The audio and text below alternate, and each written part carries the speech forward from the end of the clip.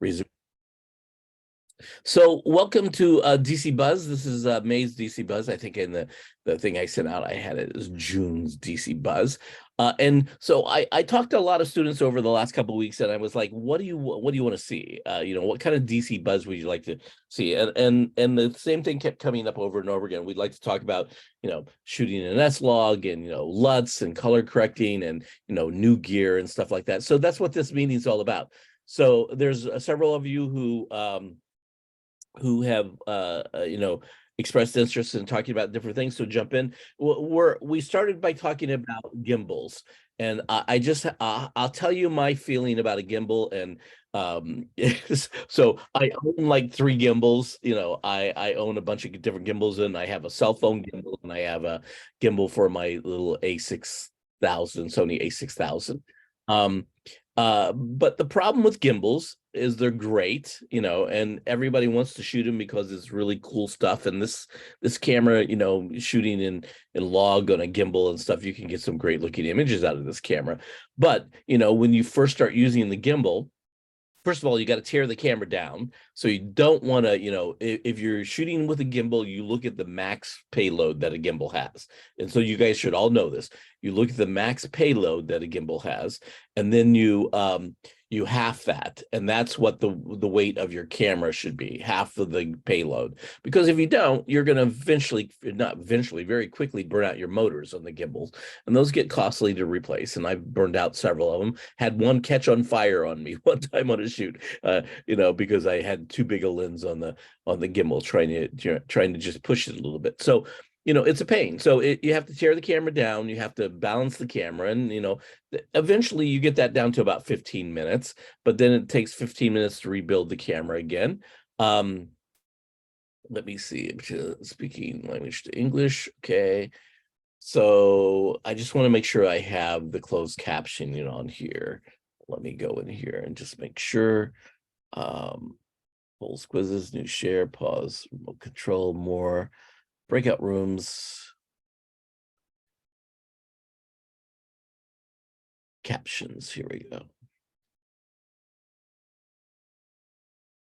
And we went English captions. Okay. So you should be able to see captions now on here. Just want to make sure. Show captions. There we go. We have captions turned on, and let me just make sure that I have it on the right screen. I saw it there for a second, but it went away. Captions, show captions. Okay, anybody seeing captions? I see them on my other screen. Let me see if I can drag them in here to the screen. Okay, why are they not coming into the screen? So you can shout out. Anybody seeing captions yet? Like I said, I see them on this screen. They just start coming over to the other. So let me see if I can get those over here. So my feeling about there we go. Wow, that was weird. So now you should be able to see the captions. Okay. So my feeling about gimbals is this, it's good to have them. And if you have clients and you have specific jobs that you need gimbals for, definitely go for it, because they're not that expensive, $1,000 for really the high-end gimbals. But there's some things that you need to be aware of. The number one is that you got to tear down the camera. You probably want to stay with a small battery on the camera. You want to probably not have that big 24-105 lens on there, but you want to go out and buy yourself a $300-400 pancake lens, like a 20 millimeter or 19 millimeter that's full frame, that's like a f2.8, so you can have that on there. And then that makes it very, very light. You take the LCD off and put it on the gimbal. You take the top handle off, and you take the right hand grip off. And when you do all those things, the camera weighs next to nothing. So a gimbal like a Zangyun 2 or Zangyun 3 or a Ronin S or a Ronin SC or Ronin, SR2 or SR3, those will all handle the camera very well. there are a couple problems you need to know. First of all, there's no audio on the camera. When you take the top handle off, you have no audio, and you really can't operate this on a gimbal with the top handle on. So that's a problem for Sony that Sony is dealing with, and they've known about it from the beginning, because when we beta tested this camera, that's what we told them. So that's a problem. The other problem is that, the whole build time. So, gimbals are like Steadicams. They're specialty items. And trust me, I know. I was a Steadicam operator for a number of years. I did a series for Nickelodeon called The Mystery Files of Shelby Woo, where I was the DP, and the whole thing was shot on a Steadicam. And this was when NYPD Blue first came out, and everything was Steadicam. And I swear we had a young director who was a professor at NYU who was directing the show, and she thought everything should be shaky cam, and so we called it NYPD Shelby Woo instead of Blue, because everything, and literally we'd get done with the take, and I'd turn to her and say, "What did you think?" And she would turn to me and say, "We needed a little bit more shaky." So much so that I made them take my name off as a Steadicam operator, because I didn't want people to see that and say, "That's the most unstable Steadicam we've ever seen." So you can't use moving shots all the time. Moving shots are specialty shots, just like using a Steadicam, or just like using an aerial drone or something like that. It's a specialty shot, or a jib, or a dolly, or a crane. So you just got to know that. So my philosophy is, you're going to spend about $1,000 for a high-end gimbal that you're going to use for this camera, and then you'll get fed up about 3 months into using it, because it takes so long to build and unbuild, and so you lose all that time. Just go out and buy yourself a cheap DSLR, a mirrorless camera like a Sony a6000, which is the first 4K camera that came out with. The picture profiles kind of match the FX6 a little bit. Doesn't have S-Cinetone, or you could do that. The other big thing that's coming out right now, in case you're not aware of this, is the new Sony V1 cell phone. Has anybody seen that yet? The new Sony cell phone that they're the one V I heard. I think it's the other way around. Yeah, it's going to be about $1,200 for the phone, but it shoots S-Cinetone, and it does 60 frames or 30 frames a second, 240 1/24th at 240 frames a second. It's got all this great, the touch tracking, just like your camera. It's basically, a high-end digital cinematography camera in a cell phone. It's, 3 lenses. It goes 18 all the way up to 125 millimeters at like a f2. So it does super low light. It doesn't have dual base ISO on it, but that's really one of the few things it doesn't have. It's a game changer, so we're going in that direction. Just be aware of that. It's all kind of merging together. So that phone on a really nice, $120 gimbal, which is a really high-end gimbal for a cell phone, and you got yourself a pretty decent camera package that you can shoot with and have in your pocket. So gimbals are great, but you got to ask yourself, are you going to get the best bang for the buck out of the gimbal? My philosophy is this on buying new equipment, and you can weigh in on this. And again, I'm one of those people, do what I say, not what I do, because I own every piece of gear that ever comes out. I'm a gear junkie. I buy gear all the time. And so, like you said, I've got 3 or 4 gimbals. I've gone through like 6 or 7 drones in my, since I've been shooting drones. So I'm always buying new gear. But my philosophy is, if I can't pay for the big gear, if most of my gear is paid for with stock footage, the money I get from stock footage. But I always try to make sure that there's a return on investment. It's going to do a couple things. It's going to make my job easier, which I'm all about. It's going to make my projects better looking, which I'm all about. It's going to bring in better clients for me, or it's going to pay for itself on a job. I can't tell you, my first Blackmagic camera, I paid for it in the first job I used it on. So I didn't have the camera, and they said, "Do you have a 8K Blackmagic camera?" And I said, "No." I said, "How many days is the shoot?" And they said 12. And I said, I do now, so I went out and bought it and paid for the entire camera in the rental that I did on that one shoot. So equipment and gear is a good way to make money. You just need to know that. If you talk to people who are just, freelancers without gear versus freelancers with gear, you'll see that most of the freelancers with gear make as much money. You just got to balance that out. You got to, you know, make sure that you're paying for that stuff and it's paying for itself, so you don't go out and buy gear just randomly. That's it. So uh what else do you want to talk about? You know, anybody have any real questions? You know, the Ronin S3 does this 360-degree thing. I almost used it once. Yeah, actually, I almost used it twice. I did a thing for NASA once where we actually used it, but they never used it in the edit. And then I was doing the Star Wars things recently where we were going to do it, but you know, kind of ran out. So that's pretty cool. That's the only thing that you know, you can do that with. You know, and so Justin, what do you think about ProRes RAW? Does everybody know the difference between ProRes RAW and RAW?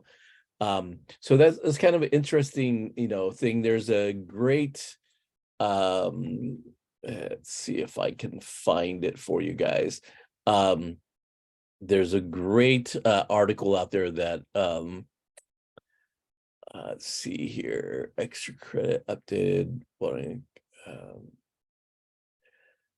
that Able City Tech put out about you know, the difference between S-Log, RAW, and standard gamma. So and then you know, ProRes is considered to be a codec, and so ProRes is a lot smaller file size. It's easier to edit, and with you know, some compression, but not as much compression. So that's why people, you know, especially if you're shooting to an external recorder like a, you know, Shogun or a Ninja 5 or a Odyssey 7, you know, all those shoot in ProRes as well. You can shoot in different codecs, but ProRes is just an easy, you know, nice looking raw, you know, codec that is easy to edit. And so RAW is not video, by the way, in case you don't know that. RAW is not video. Let's see if I can find that article, because it has a great little let's see if I can find it real fast here. Great little graphic in there that explains this. Maybe it's in here,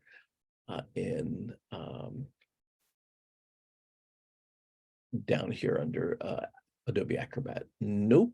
Options. Nope. Let's see if I can find it real fast here. Just jumping into Finder. Finder. And I'm going to type in, let me do a new Finder window because I have a bunch up. So I have a bunch of LUTs for you guys as well. So I'll start loading those up here in a second, and we can take a look at those. So Finder, let me go Finder, and then a new Finder window, file, new Finder window, and do search difference between RAW.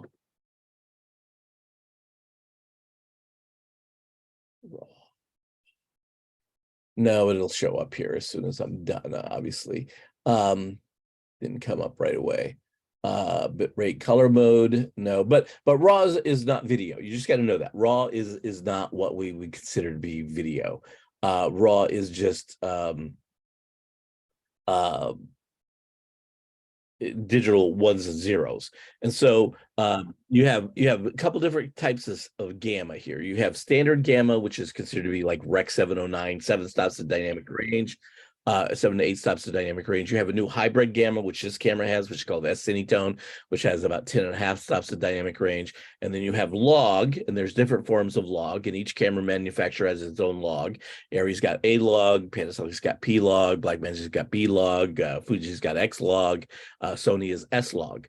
So there's S-Log 2, there's S-Log 3, and there's different cine gammas that you can shoot in within those logs. So, and then there's RAW. Okay, so those are kind of the main things. Standard gamma, and then we get this new hybrid gamma that's there. Those are called WYSIWYG gammas, okay? What you see is what you get.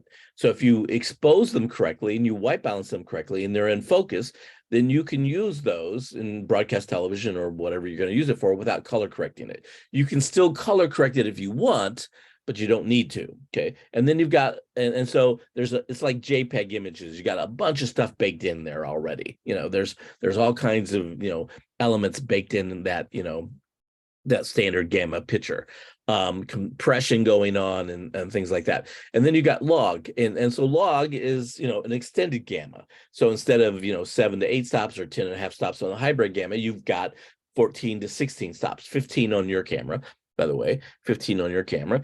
And so that's quite a bit. Again, remember, every time you double, add a stop of light, you double the amount of light. So when we talk about, dynamic range, we're talking about it in stops. So the difference between 10 and a half, let's say, and 15 or 15 and a half, 5 stops, that's 5 times doubling the amount of light you can see. So that's why it's called an extended gamma. Now with log and raw, they're both what's known as extended gammas, but you have to color correct that footage before you use it. So that's why in my class, we're not shooting raw or log, because you don't know how to color correct yet. So it's imperative that you learn how to color correct. So we'll talk about that tonight and talk about some of the new features out there, the new programs that are out there. But you have a color correction software in Premiere Pro called Lumetri that you need to start learning. You should also download the free version of DaVinci Resolve. How many of you have got DaVinci Resolve download? Not yet. Is it? It's a buy, right? Or No, it's free. And so oh, it's free. Oh, what you need to do is you need to go to, let me share my screen here. If you go in and you go to, let me get rid of this. Everybody knows what workshop you're in. If you go to Google and go DaVinci Resolve, free download, you will see it. Let me bring this in here. And again, DaVinci Blackmagic DaVinci Resolve, color correction, free download. Okay, color correction, free download. And so the reason DaVinci Resolve right here, and if you go in here, it will allow you to download it for free.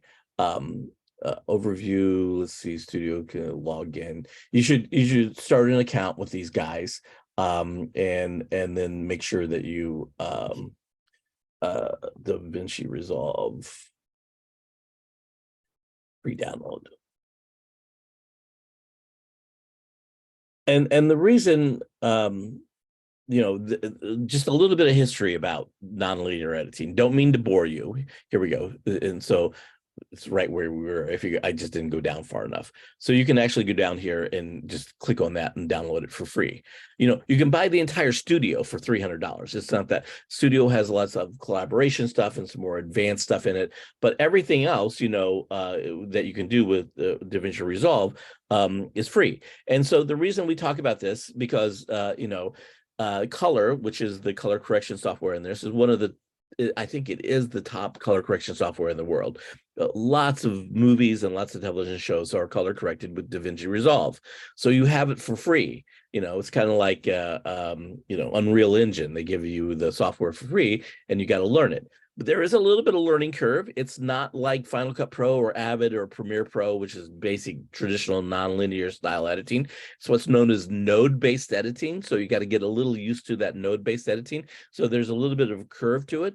But DaVinci Resolve is the only, real nonlinear editing system that's out there that's going to be able to compete with, Creative Cloud. So the reason that Adobe right now is the #1 editor in the world is because of Creative Cloud.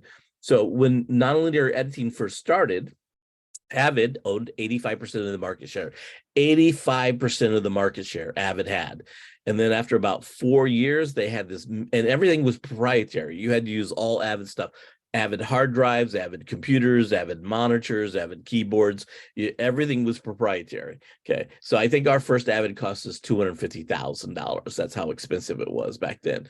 And so it was all proprietary. And then after they had everybody sucked in for about 4 years of how great nonlinear editing was versus the old style of editing, they decided that they were going to do this big marketing ploy where they were going to stop supporting Macintosh computers altogether and just go with Windows. Well, there was a major revolt among editors who were all Mac-based editors, and they basically said, screw you. And at the time, Apple was waiting in the wings with the Final Cut Pro, just getting ready to launch it. And so they launched Final Cut Pro, kind of based around that, and it took over 85% of the market share.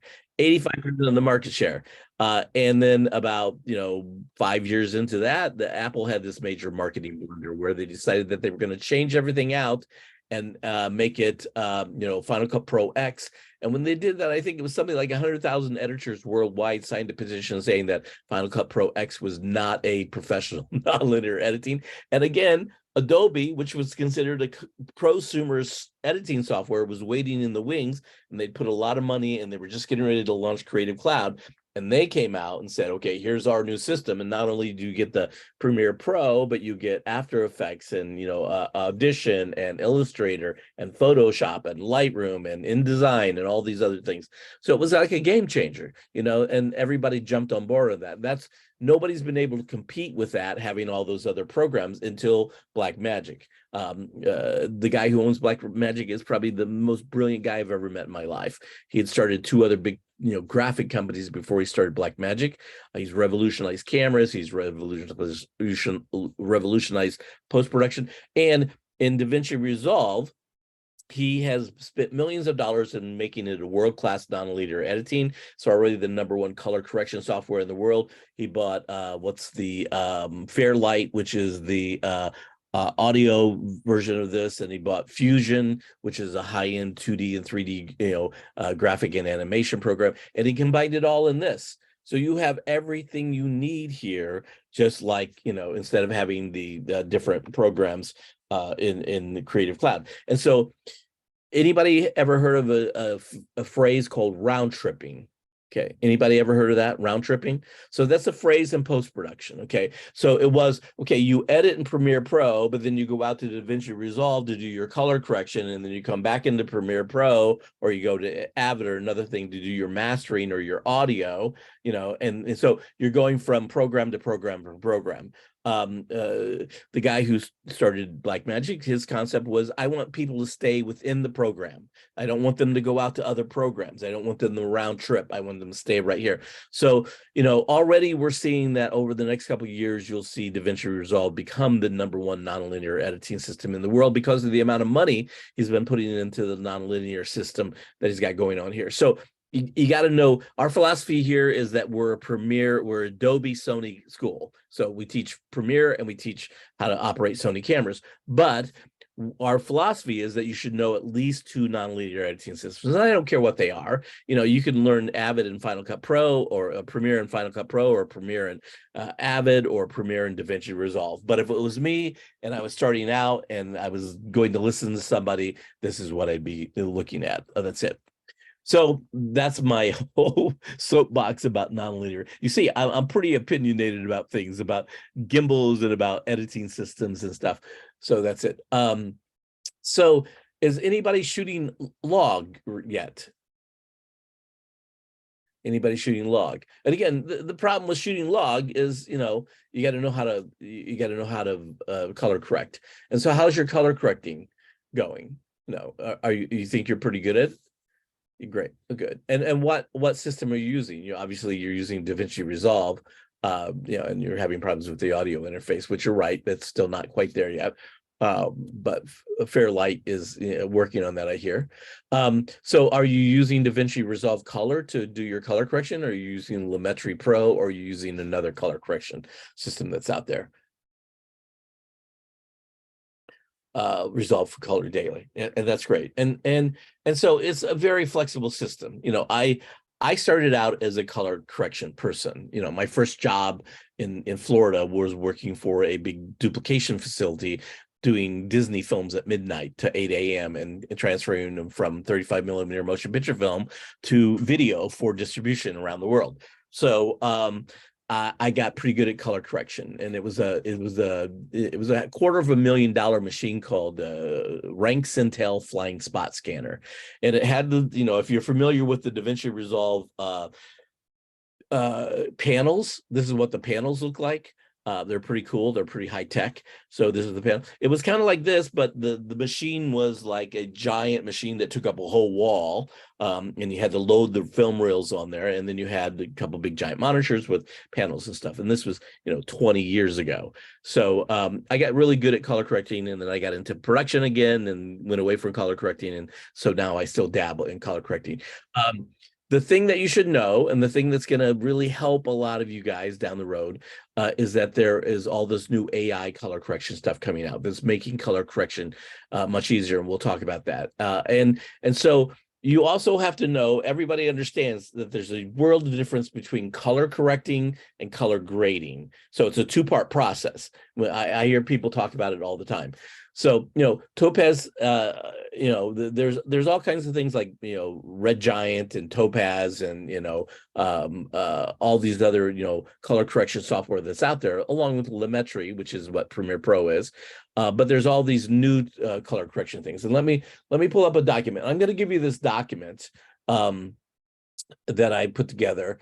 I was going through and updating this document. I had a document called Next Level Gear. And as I was going through there, what I found was that everything was outdated. All the prices were off, and it was pretty shocking to me how that everything had gone up by about $100. It was pretty amazing when I looked at it. I was just kind of blown away as I was going through and updating it. Let's see here, Next Level Gear. This is the document. So if you take a look at this document, and I'll send this out to everybody, it goes through a lot of stuff. It goes through SD cards, and we'll talk about, if anybody wants to talk about any of this stuff, there's some tutorials on there about best SD cards to have.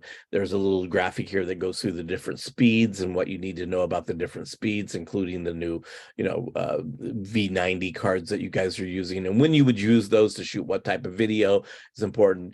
Here's some information on the best SD cards and the Extreme Pros and the Tough cards. These are for high def and 4K UHD. These are for 4K DCI, and these are super fast. The CF Express cards are twice as fast as the V90 Tough cards.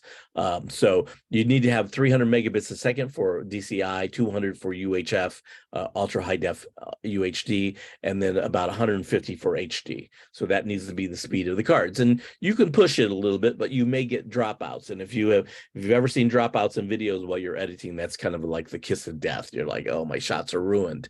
So there's a bunch of information in here about cards. You can go out. There's some really, these cards are pretty cheap if you're looking at shooting at high def.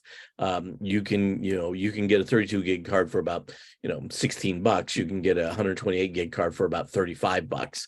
That's 200 megabits a second. So that's pretty good. And I go through and show you the cards at Walmart and Best Buy and all that. And then as you shoot 4K, as you get shooting more, people say, why aren't we shooting 4K in your class? Well, because you're saving everything on your hard drive right now. It doesn't take long to fill up your hard drive with 4K footage. And you'll see that as you start shooting. That's why, you've got you guys got a 64 or 128 gig card. Which card are you guys being shipped now? 64. And so you'll see that, you basically get about a quarter of the footage if you're shooting 4K DCI that you would in HD. You get, a quarter of the card size. So it takes up a lot of card space. And so down the road, if you don't have an external hard drive right now, you should get that. And again, I'm kind of opinionated about hard drives. There's the old typical hard drives, and I've got probably 80 terabytes of drive space over here in the corner of the old drives. But old drives fail. They have a lifespan of about 3 years before they start breaking down. And if you let them sit for long periods of time, they sometimes won't come back up. And there are tricks you can use, but they have moving parts in them, so they fail. The new SSD drives don't have any moving parts. I've actually put one in a washer and was able to recover all the footage from it as well. So, I'm a big SSD drive guy, external portable SD drives, and I use a ton of them. You can't see me now, but the ones that I use right now are, if I can get them out of here, these look kind of like this. And I've had one sitting right here all along, SanDisk. And this is a 4 terabyte drive. I bought it, it's usually about $100 a terabyte. a student, if you aren't signed up for a B&H Dealer of the Day or Adorama Dealer of the Day, you need to sign that up, because I got this card for this 4 GB drive for $250, a little with shipping. So that was really, about half the price. It was about 45% off on B&H. So whenever I see those on sale, I buy them. Same thing with SD cards. Whenever I see SD cards on sale, so people are always asking me about, Memorial Day holidays and things like that, and Christmas, what should I be buying? I'm like, buy drives and cards, because you'll always use those. So I have a great article in here called The Best External Hard Drives for Editing, a roundup of the best portable hard drives. Again, the SanDisk are the ones I recommend. And then for video and audio, I think they're the top 5 drives in here for video and audio. So that's it. Well, I also go through all the batteries. How many of you guys have bought a new battery?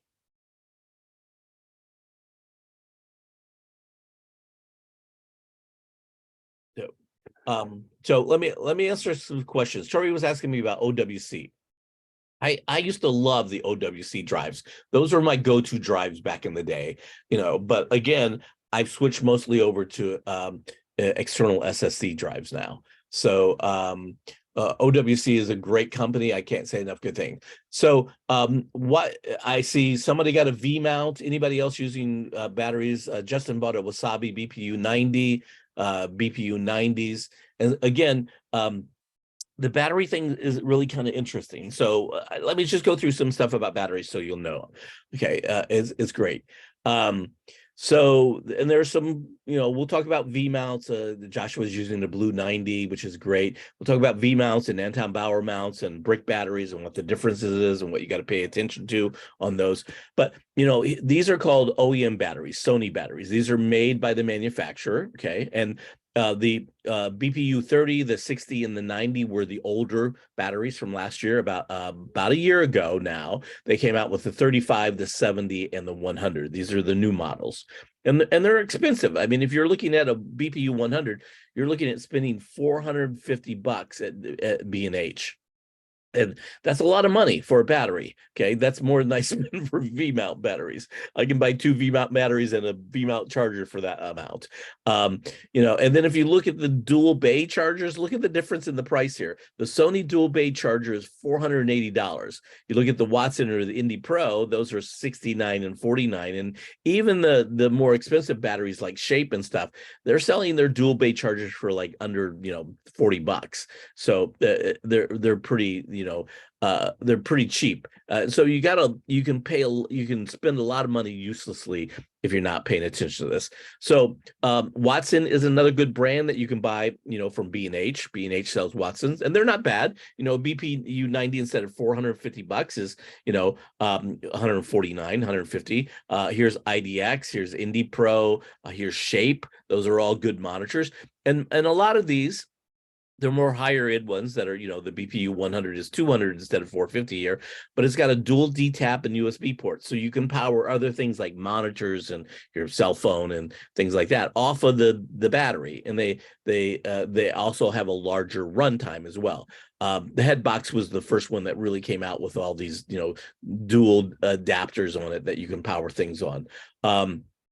Now, these are known as OEM, original equipment manufacturers, and so they're just, I always say don't buy Sonys. And it used to be that, if you didn't have a Sony battery on your camera, sometimes the camera wouldn't run. Okay, so but now all the battery manufacturers have gotten kind of in step with each other. And the other big thing that happened between OEM and third-party batteries was that the OEM batteries would last about 3 years, while the third-party batteries would last about 2 years. Well, the problem is becoming that cameras are only lasting about 2 years now. It used to be 5 years. When I first started out, my first camera I had for 10 years, and then it got down to about 7 years, and then 5 years, and then since I've been here in the department, we've changed cameras. We went from the FX700 to the FS5 to the FS5 Mark II, to the FX6. So we've gone through, in 7 years, we've gone through 4 cameras. So that's a pretty good changeover. And you're going to see that about every year and a half, you're going to see these big new changes happening. Once every 10 years, you get a big camera that comes out that changes everything. And that's the FX6. The FX6 was that camera that, had dual base ISO. It has, electronic variable ND. It has super slow shutter speed on it. It's got this dual autofocus touch tracking, system on it. That's the best in the world. So it's a game changer in how people are shooting for a under $10,000 camera. So that's why we are using it in this degree program. So what do you guys think about the FX6? Anybody have any? Well, when I'm at Cinetone, I kind of did like a normal video on the Metro system. It kind of looks like the same as my iPhone, but I just changed the white balance a little bit to make it look a little more bluer, if you will. I wanted to be a little bit on the blue side for a station underground. So it looks like a phone a little bit. Yeah, that's Cinetone, but S-Log, I think it's gonna be better. Yeah, so you can do all kinds of things with white balance. That's why we teach you how to do white balance A, B, and preset. So you can learn how to see 100 degrees Kelvin difference, and then you can dial in the specific. Again, purists will tell you that the best way to white balance is off a white card, because what you're doing is you're nulling out all the tint and the RGB photo wells. When you're doing preset, when you're dialing in the Kelvin degree number, you're only changing the green and the blue, or the red and the blue. You're not changing the green. So there's a color tint in preset, but creative people will tell you they do preset because they want to be able to dial up and down a couple hundred degrees and make it warmer or bluer, for the story that they're telling. So there are 2 different ways of doing that. Now you can actually go into your paint on your camera, and you can fudge that. So even in an Cinetone, it will automatically go a little bit bluer, but you got to kind of know what you're doing. And you can screw that up pretty easily. But they're if you're interested, reach out to me and we can walk you through that. So let's talk a little bit, finish up with batteries real fast here. And so there's if you go on Amazon, for example, you can get 3 of these batteries with the charger. I think it was $179. Now this was a couple months ago, so it's probably gone up a little bit. So lots of other ones. I recommend K-Star and Wasabi. That's not how it's spelled. It's spelled like that, K-Star. Again, you can get a BPU 90 for $79. You usually for under $200 you can get 2 batteries and a dual charger. And if you have a BPU 90 and your BPU 35, you can shoot all day as long as you're keeping those on charge. Okay, so it only takes 90 minutes to charge the batteries. The BPU 90 will last probably 4 or 5 hours. The BPU 35 will last 180 minutes, so 2.5 hours, something like that. It takes 90 minutes to charge it. So again, you get the point. If you keep them on charge, you can shoot all day long on battery if you want to. Brick batteries. Let's talk about brick batteries. There's 2 types of brick batteries. There's Sony mount and Anton Bauer mount. If you don't know what those look like, Anton Bauer was like the original battery. 2 guys, Anton and Bauer. They're both authors and they've both written multiple books. And if you look at the Anton Bauer mount, let me just type in mount, and that will show you the mount. It looks like this. It's got the battery has 2 little prongs in it, and it actually fits in these 3 little things. It clips in sideways. And so, do I have any V mounts here? I have V mounts here. No Anton Bauer's. So that's an Anton Bauer mount. That's a V mount. And Sony was the one who came out with V mounts, and those click in. And then there are different versions of these now. There's mini Anton Bauer and mini V mounts as well. So you just got to know which one. And there's not a right or wrong answer. It's just whatever you feel best about. Anton Bauer and V mounts are about the same. They cost the same. There's really no difference in them. It's just which you prefer. I prefer the V mounts because the little pins on the Anton Bauer mounts break a lot, and so I have a case full of these little pins that I bought to replace those. But it's a pain in the butt when you're in the field trying to do that. So those are the difference between Anton Bauer and brick mounts. Okay, what you need to know is that your camera is a 19.5 volt camera. Most of the brick mount batteries are what? 14 volts, 14.4 to be exact.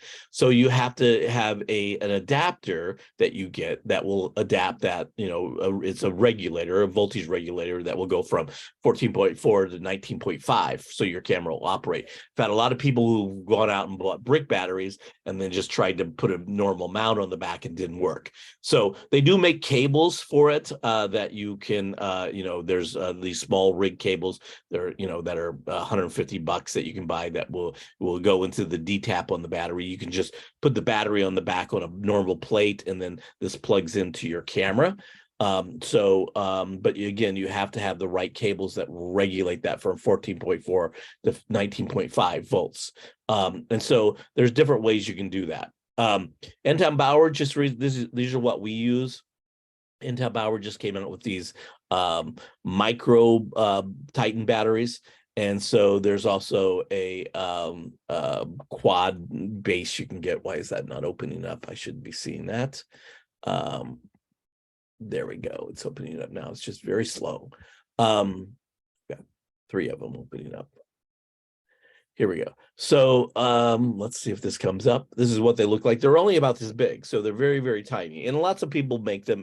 FX Line makes them, and there's a couple other manufacturers that make these little small batteries, and they're perfect for these small batteries. When you were putting your camera together, you probably don't remember this, but without the lens on the camera, that camera is so light. When I first time I picked it up, I was like, is this a camera? So this is what the little mini Titans look like. Now, the cool thing about this is there's also a runtime calculator. So you can go in here and you can select your Sony camera, and you can go in here and you can select your FX6.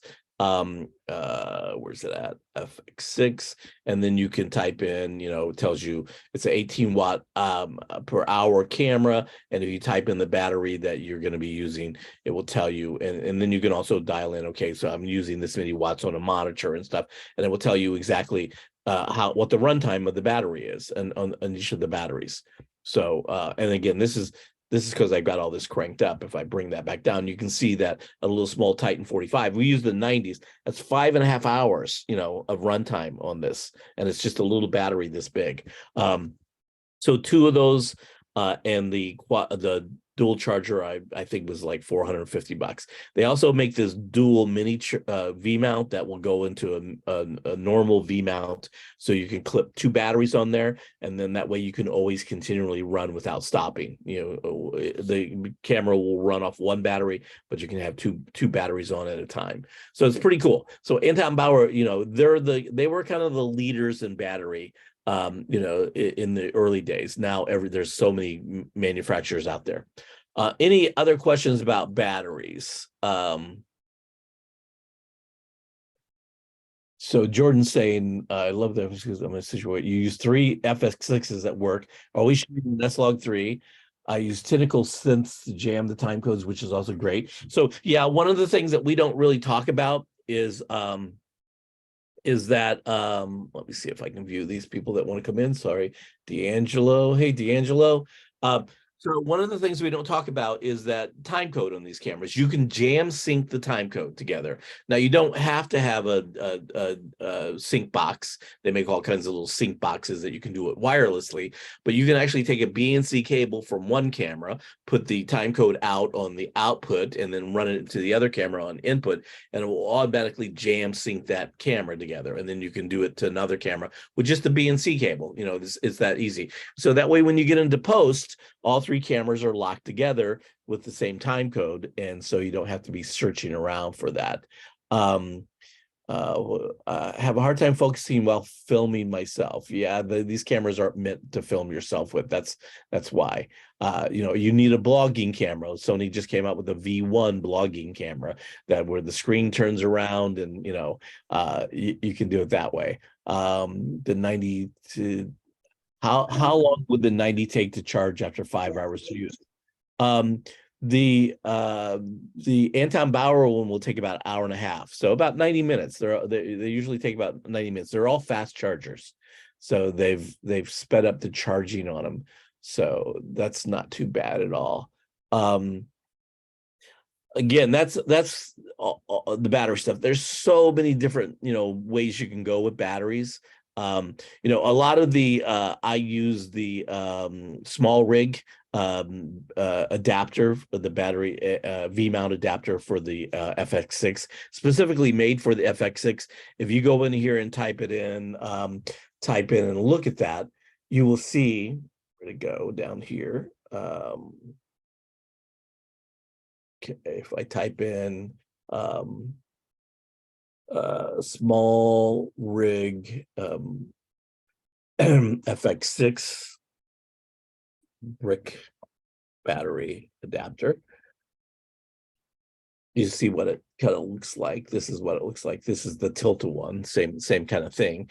But you can see they're a little expensive. And so this is 135 bucks for this. It's got a V mount on it. But if you look at the side of this, you can see it's got a USB port on there, and it's got a DTAP port there. And a lot of them will have multiple ports on there, so you can power different things. And this just plugs in to just fits into the camera, you know, and plugs into the back of the camera just like this. So it automatic has a voltage regulator on it, and then on the side here, there's a little plug that comes out the side, and it plugs into the little power adapter on the camera. So that's how you do this. Now, the one that I use, the small rig one, you can also use the batteries on the camera. So you can tilt it out, put the batteries in, and also use V-mount, so you can use it as a dual battery so that you don't run out of battery as well. But that's what the mounts look like, and most of them have additional, you know, power output on those that you can power different things like monitors and wireless mics and things like that. If you're shooting things like reality shows or you're running and gunning, you want your mics to be powered off your battery and your monitor to be powered off your battery. And that's why people tend to go with the brick batteries, because they'll handle a lot more. We're starting to be careful with plugging your HDMI. Yeah. So again, this camera has HDMI and SDI, and so that's a good point to talk about, Jordan. You know, if you haven't used SDI, they're called B and C cables. Anybody know what B and C stands for?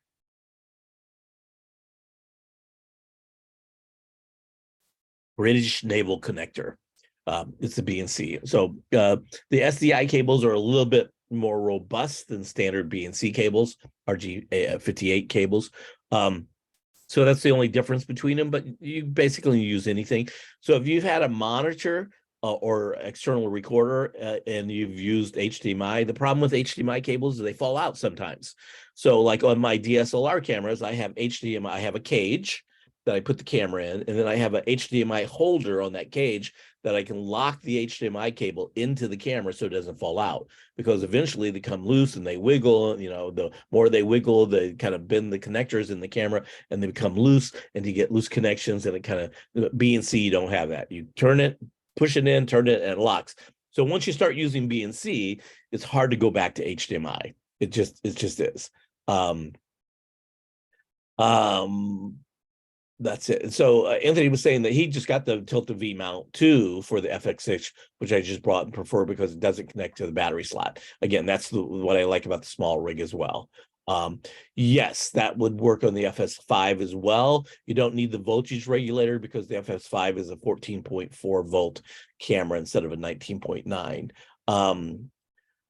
Yeah, in your order in which you do things. Yeah, you got to be careful about it, not only, you know, the order that you do things. You can't plug in, you know, you got to know what the voltage out of these, you know, things are on the side of the camera. Most of them are 5 volt, but some of them are stronger. So if you're plugging things in to a stronger output, that, you know, it's really the amperage that's going to fry it on those. But so you got to know exactly what you're plugging in before you plug something in. You just don't want to start plugging things in. That's how problems happen. So let's go back to the document. I just want to talk about lighting. So your light kit sucks. You know, it just sucks. It's better than, you know, but you know, we have a limited amount of money that we spend on it. But we're about to change light kits. Just so you know, within the next couple months, we're probably going to change the light kits, and we're going to probably go to GVM. And those are COB lights, and we're going to talk about what those are. So what you're using is called the Westcott lights, or they're multi-LED bulbs. And so they have lots of little LEDs on them. And the problem with those types of lights is they throw multiple shadows. If the light is moving, you can see multiple shadows on things. And that's why you almost always want a softbox on the front of those, so it hides those shadows. It blends all those lights together. And so it's a 45-watt bulb. And so what you have to know about wattage on lights is that the LEDs are measured differently than tungsten, which is measured differently from fluorescence. So we're not really talking about fluorescence as much anymore, but in terms of LED lights, and it's a variance. This is why it's so difficult, because not all lighting manufacturers kind of lie on their packaging. So it's about 11 to 16 volts watts per LED per 100 watt or 10 watt of tungsten. So for example, your LED light is a 45-watt LED, but that's an equivalent to about a 250 watt tungsten light. So when we say you put the diffusion panel on it, that brings it down to about a 200-watt light, which tungsten, which is about a 40-watt LED. So you just got to kind of look at it that way. So that's not a lot. A 200-watt light is not a lot. The new lights, I think, are going up to 80s, so they're twice as bright. So instead of a 200-watt light, there'll be a 400-watt light, and they have a lot better accessories. They're what's called a cob light, and we'll talk about that in a second.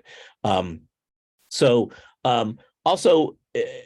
are you guys using the 5-in-1 reflectors at all? I did once. I tried to once, yeah. Okay, so I use my reflectors all the time. I just do. I have a bunch of reflectors, and I have smaller ones and I have bigger ones, and but I'm constantly using my reflector, and I find I use my black side of my reflector as much as I do my silver or white. I don't use gold very much. I think it turns everything kind of too orange looking. It looks like Oompa Loompas. And so unless I was shooting something that was specifically that golden hour and I was trying to match the light, I wouldn't do that. Learn how to use the reflector. Now, the problem with the reflectors is that if you don't have light bouncing off of those, then they don't work. I see that all the time in, my beginning class, where people have the reflector 6 to 8 feet away, and it's, no light is hitting it, and they just got it randomly pointed at what they're shooting. That's not how that works. These reflectors they're like your lights. They're intimate. You got to get them in. So white reflector, 1 foot, 2 feet away. Silver reflector, 2 feet to about 6 feet away. You want to be close, and then it's called shaking up the reflector. You got to move the reflector.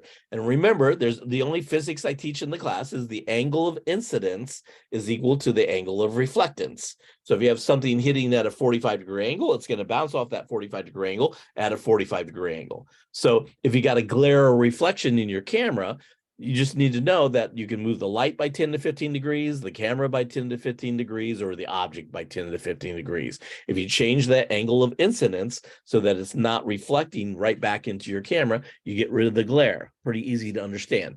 So with the reflectors, you just got to bring them in. So even if I don't usually use a lot of fill light. We usually have a key light and a backlight, but I'm using that reflector as a negative fill or a fill. I'm just bringing it in. So I just want you to get to learn how to use the reflectors a little bit better. And there's a great video out there on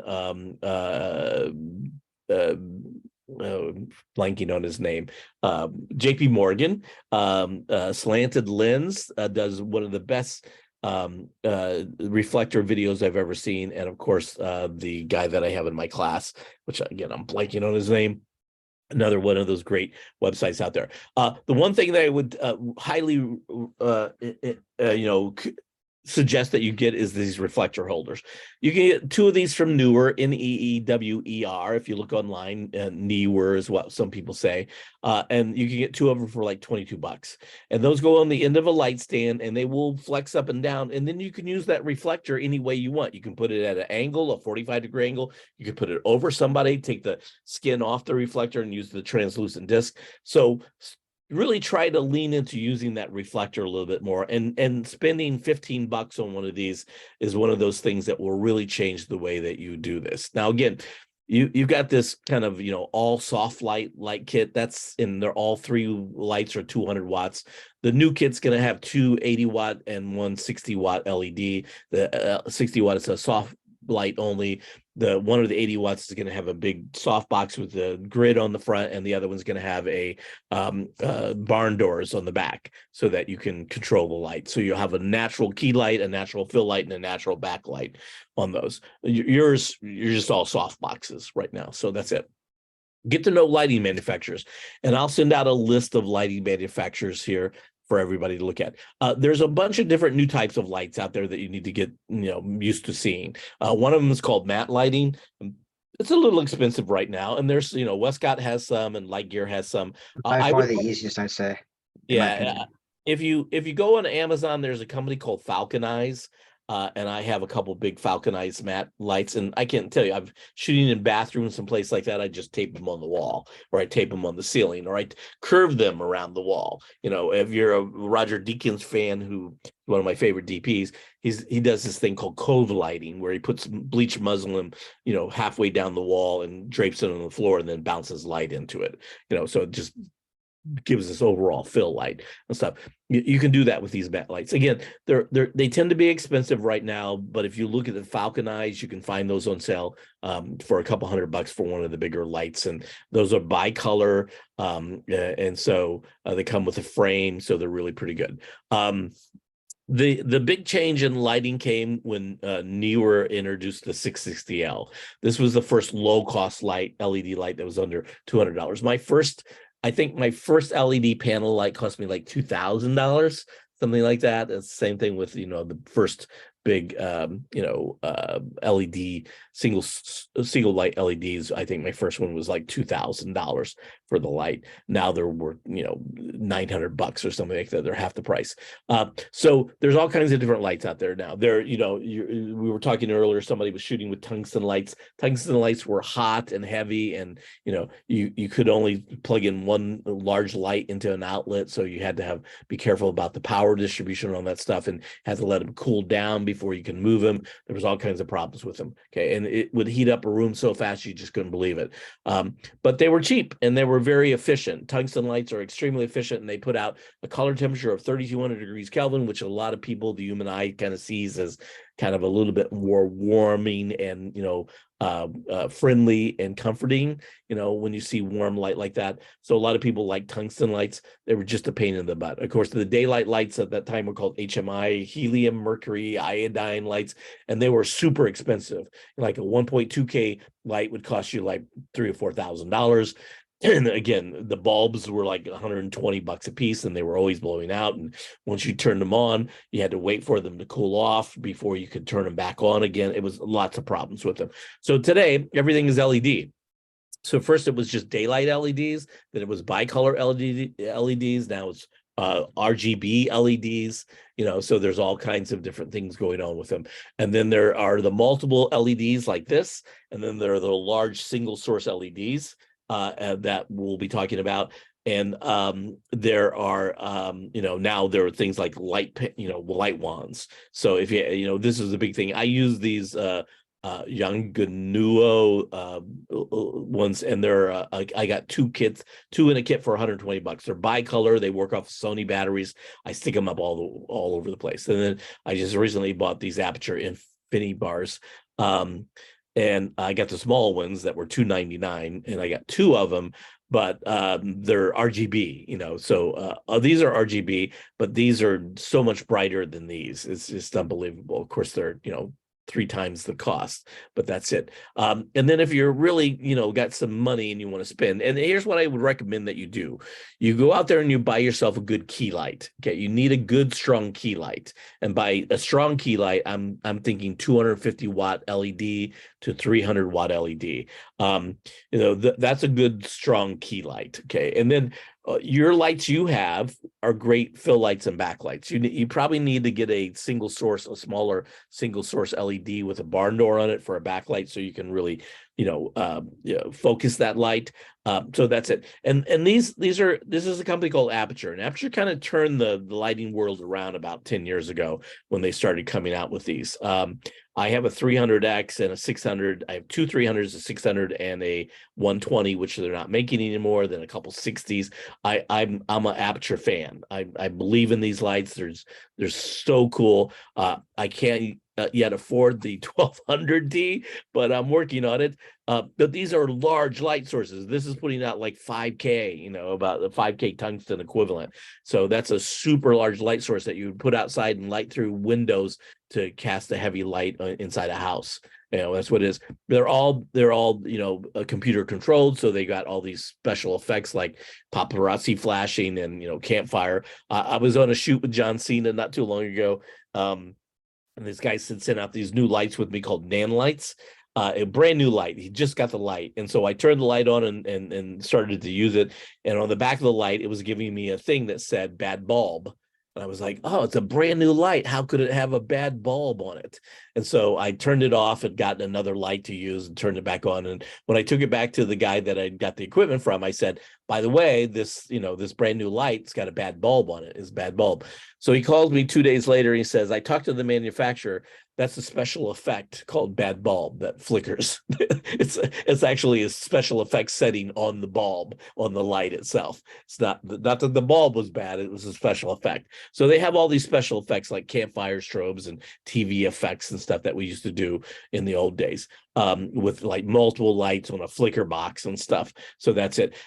These lights are single LEDs, and these are called SMD LEDs, surface mounted devices. So where the LED is actually mounted to the light. Okay, there's a new type of light that came out about a year ago called cob lighting. This is chip on board. So they take the chip and then they put a bunch of really small little LEDs all together, so it looks like a giant LED. And so what they've been able to do is they've been able to recreate that look of a single LED, much cheaper, and much brighter and much lighter light, and that draws less power.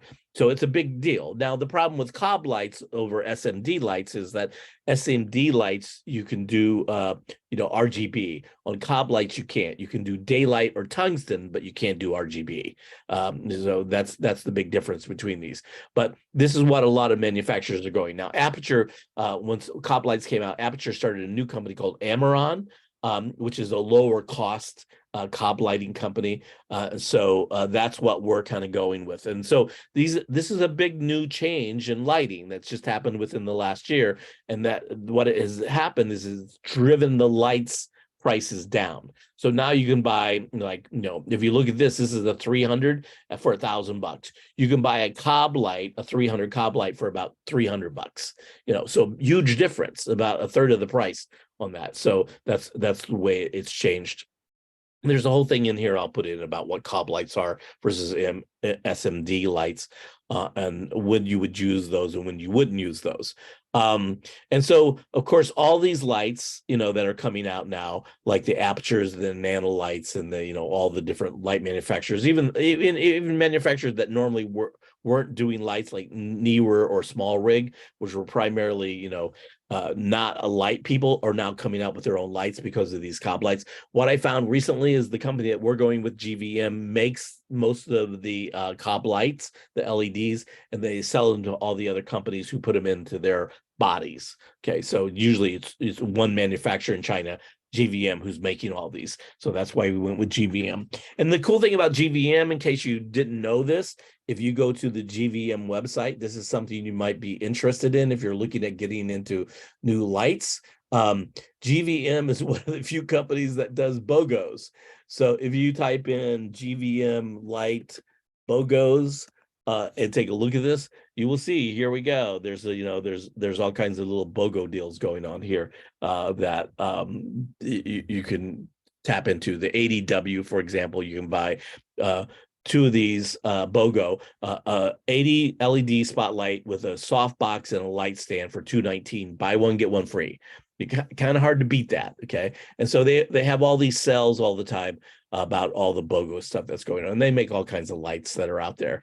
But these are the new cob lights. Again, here's the ADS. This is a daylight one, just the light itself for $149. Buy one, get one free. And you can see Same thing with their battery. You know, you can buy 2 batteries with a brick charger for $219 here. And if you look at their BPU batteries, here's their BPU 65s. You can buy a battery and a dual charger for $89 for a BPU 59. So, and we're also looking at this tripod as well, this DX16, which is a little bit better than the 500 AH, and it's you know, on sale right now for $159 for that tripod. That's extremely cheap. So if you know where to look for these types of things, there's all kinds of deals out there. Now, the nice thing about all these lights is they use what's called a Bowen mount on the front of it. So Bowen mount has been around for a long time. Still photographers use it. So there's all these light modifiers you can use with it, including, you know, light domes and snoots and barn doors and soft boxes and rectangular and beauty dishes and, you know, projectors and I use all kinds of stuff, and they're cheap because so many people make them. So you can buy them from anybody and use on the lights that you wanted to use. So, you know, I just recently bought a 7-foot softbox, you know, and it was $219. Just 2 years ago, that same softbox would have cost me about $600-700. So it's changed a lot. Now, and again, lighting is changing for the first time in a long time. LEDs was a big change, and the RGBs were a big change. And now the cob lighting has been a big change. There's another new change in lighting coming on called image-based lighting, and so that's been brought on by the advent of the virtual stage. So I just want to show this video to you. I just want to show you a little bit of the video so you kind of see what I mean by this. And so this is a company called Quasar Science who make these light tubes, and they make video walls. Welcome to another edition of The Science. With me is Ben Dinas. How you doing, Ben? And so let me pause this for a second. What I want you to pay attention to is the fire effect on their faces. So this is how we used to do it. We'd put 3 little tweenies on the bottom, down below, and we'd hook them up to what's called a flicker box, and then they would flicker each of the lights independently, and you would get what would look like a fire effect. Just a second. So pay attention to the fire effect on this. Nice fire. It's all right. It's a little clunky if you ask me, but check this out. That's how they were doing it. Three finales right there. So this is image-based lighting. Nice. So on today's call sheet, we're talking about image-based lighting, or IBL, and how it's taking both traditional and virtual production by storm. So basically, in a nutshell, what they're doing is they're taking a 3-dimensional image and they're putting it into a light tube, and they're projecting that light tube to create fire, you know, or create anything, or create a background. And so it's the basic principles of virtual production when they do these big video walls. But now what they're doing is they're taking it and they're making it individual lights that you can plug in different, you know, video into that light and project that video onto the person that you're trying to do, which is a game changer. You know, it's a real game changer. So this is at the very beginning levels. Quasar is the only person doing it right now, but within the next couple of years, you'll have multiple manufacturers doing that. So, you know, this is where the technology is going to be heading. But if you can't explain why it costs $200 instead of a brand new one. So I'm just going through this. Here we go. Been using 2 Amarons and a reflector lately. Pick up the GM80 lights you recommend. They're awesome. So that's it. We got lots of people buying these lights. How to use the black reflector. Okay, so let me just take on some of the things you guys are talking about. The black reflector you use to prevent light from coming into it. It's called negative fill or negative bounce. So remember what we said. The key light's job is to provide the overall illumination for your focal point and your mid-ground object. That's it. It creates a tone or a mood by the color of the light, the density of the shadow, and the direction of the shadow. The fill light's job is to fill in the dark and shadow areas created by that key light, and in doing so, it creates a contrast ratio between the key and fill. 1 to 1, there's no difference. You know, they're both the same. That's 200 watt and 200 watt the way you're doing your light kit there. If you move that light back 3 feet based on the inverse square law, now you've got about a 2 to 1 ratio where it's a stop difference between the key light and the fill light. If you move that back another 3 feet, now you got like a 4 to 1 ratio. It's not linear, it's logarithmic. 4 to 1 ratio of 2 stops difference. Okay, if you get rid of the fill light altogether, now you got a 3-stop difference of about 8-to-1. And then if you bring the black fill in and put on the fill side of the person that you're shooting, so that no light whatsoever is bouncing back on that person. So you don't have, it's much darker. You got about a 16-to-1 ratio, or 4 stops, which is about all the eye can see on a camera like that. So that's how you use it. It's called negative bounce or negative fill. It's just like filling in light, but you're taking away light from that side. That makes sense to you? So again, the GVM 80s are a good deal for 149 bucks. You got the light stands already, you know, 149 bucks. You get 2 80-watt lights. Those are twice as bright as your light. They're, you know, cob light, so they're really good. I know you previously said you can possibly fix broken hood covers, but can you explain why it costs 275 bucks for a brand new one? Yeah, they're just expensive. It's called monopoly. That's why it's so expensive, because Sony's the only one who makes those. No other manufacturer makes them, so that's why it's expensive. I've broken mine several times, and I've been able to get it put back together. It takes a little bit of while, and they're never quite the same. But if you do look online on eBay, every now and then you can find used ones for sale for like $100. So that's it. We're gonna have G&E using bigger lights. We're talking about Grip and Electric using bigger lights, Geminis and sky panels. Yeah. So let me show you this. Okay. So if you come to our film studios, if you go to a virtual set, if you come to our film studios, on campus, what you're going to see is that most of the lighting is a area light, and it's a sky panel. So here's what I want you to understand about sky panels. However, let me just see if I can get this up. Where is it at? Let me bring this in. Okay, Ari, or however you want to say it. I always brought up saying Ari, but you know, all my German friends say Ari. Sky panel cost. So let's just take a look at this. Okay, so here's a sky panel. Here's a S. This isn't even one of the big ones. Okay, this is almost $7,000 for a sky panel.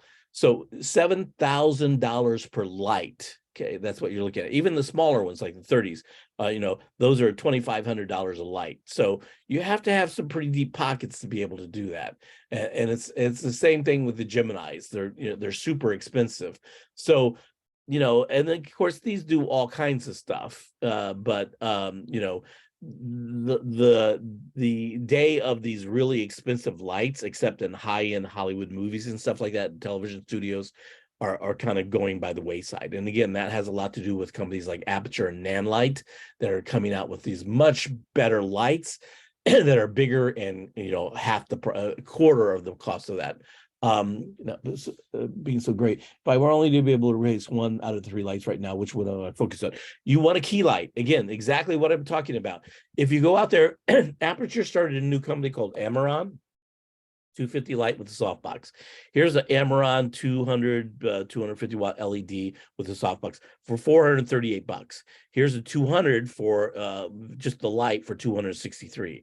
Here's a 300 for like 550 bucks. You know, I would get between a 200 and a 300 watt light as a key light. And once you got that, then you would have to go out and buy a, you know, a softbox. But again, this is a big softbox for the, you know, one, and this is 119 bucks. But you can go out and you can buy, you know, all you'd have to do is type in, you know, Bowen mount softbox, Bowen mount softbox with grid. Okay, and then type that in, and then you'll see the 41 bucks, 67 bucks. You know, the octoboxes, the square ones, or the beauty dishes and stuff. They're really cheap. They're not very expensive at all. These are for, you know, pretty good size. I think these are probably about 23 to 30 inches. I would, yeah, 23 inches for this. Not real big, but again, it's 30 bucks. You know, for 80 bucks, you can get a really decent softbox. So it becomes very expensive. Plus, there's all these other modifiers. If you don't know what a space light is, Bowen mount space light. And you look at these are what the space lights look like. And so you see these hanging in big studios. Like if you're shooting somebody at a table and you had a bunch of people around a table and you wanted to light them evenly, you would hang this over the middle of the table and hang these down, and it has black cloth that comes down and hides the side so you don't light the side, puts a spot of light on the table. So again, if you go into a lot of big Hollywood studios, you'll see a bunch of these big ones hanging from the ceiling to give you an overall base light. And then you can do all kinds of other things. You can do bow and mount projectors, for example.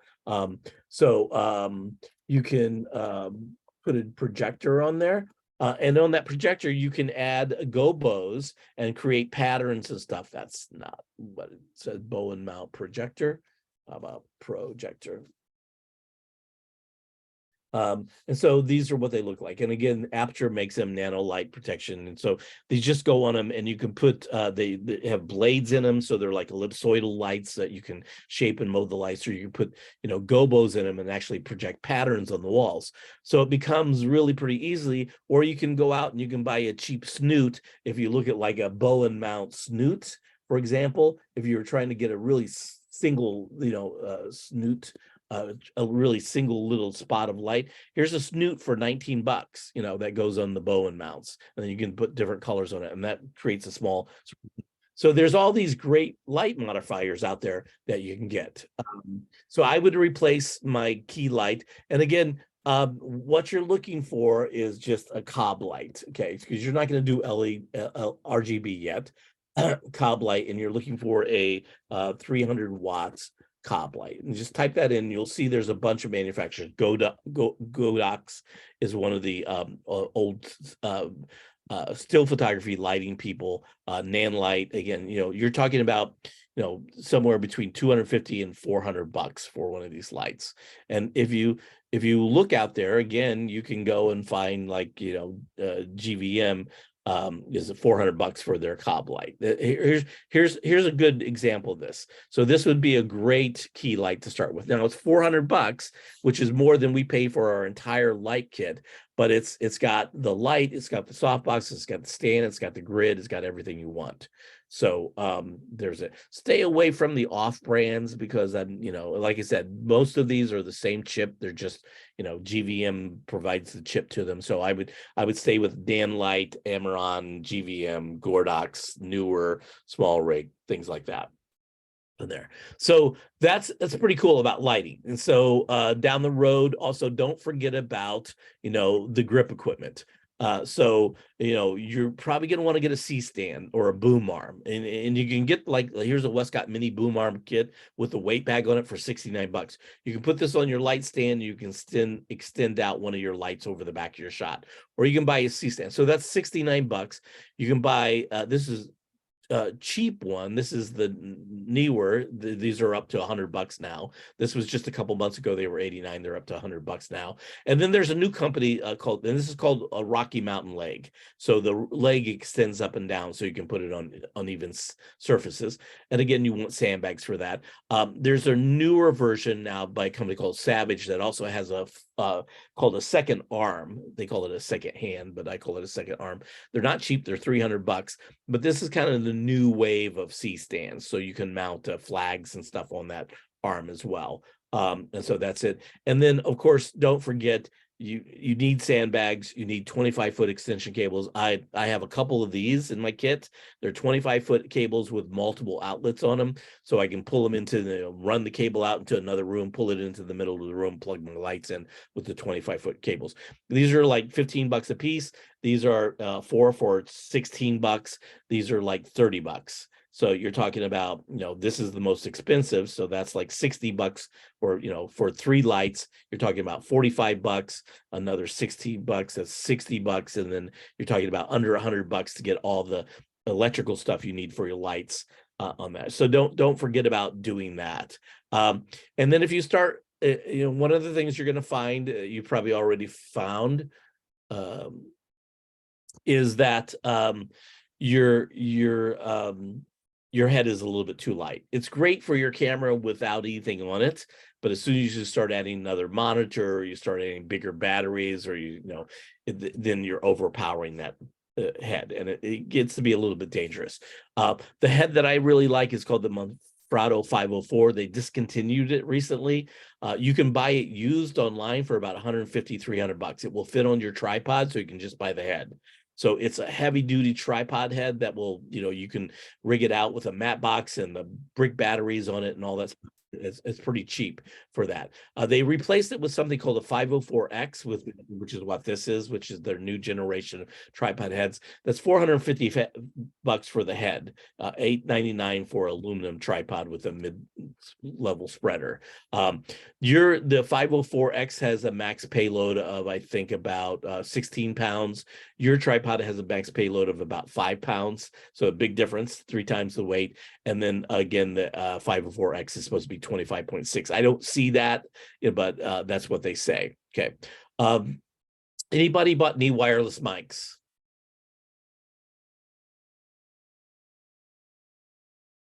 I own a bunch of different monopods, and I can tell you, if you get a monopod, here's what I would recommend, Josh, is that you get a monopod with the little feet on the bottom. And so that way, if you have that monopod with the feet on the bottom, you can, if you're doing any kind of slider stuff, you can put the slider on the tripod and put the monopods on either end of the slider, and it creates a really steady space for you. So that's how I use my monopods. I shoot a lot of GoPro stuff. I have 5 or 6 GoPros sitting around all the time, and so I'm always sticking them up on monopod somewhere. I take a monopod out with me. So let's talk about this. So Patrick is using the DJI mic, and that's called the body mic, right? You're not using the DJI mic that actually has a lav mic, or are you using the lav mic one version of that? You guys are using what's called a body mic. My philosophy is those suck. I stay away from those, as much as possible. I'm not a big fan of DJI microphones. I like DJI. I've spent a lot of money with them over the years, but their microphones just aren't that great. And so what you end up doing is you end up compromising your audio with those. And so, yeah, they're cheaper than anything else that's out there, but again, they're not quite the quality that you need them to be. For what you're doing. They're great for if you're doing blogging or something like that. But if you're doing any kind of serious production, the cheapest ones, I only recommend 2 mics, and that's the Sony UWP versions and the Sennheiser G400 mics. And so you've got the G4 lavs. Jordan's using the G4 lavs, and the Zoom 2 and the Zoom 6. With this camera, you don't really need the zoom. You can plug the wireless mics in there, and you may not know that. And although I'm a big Sennheiser fan, I own several Sennheiser G400 G4 mics. I'm also a big fan of this new D27 that came out for Sony. It's a dual wireless system, $1,300, but you get 2 transmitters and 1 receiver. And that receiver, for $51, you can get this adapter right here called the SMADP3D, which is brand new, and for $51. And this fits into the hot shoe on the top handle of your camera. You take that little black plug out, and there's an electronic connector under there. You plug that in, you go into your menu, and you say shoe mic on your channel 1 and channel 2, and it automatically feeds the audio from that dual receiver into channel 1 and channel 2 without any cables and without any microphones. So it's expensive, but again, you get what you pay for. These mics will last forever. The microphones themselves, the biggest problem is that people are sitting on the connector there, and so you may have to replace the microphone, but those are $100, $150 depending on what microphone you get.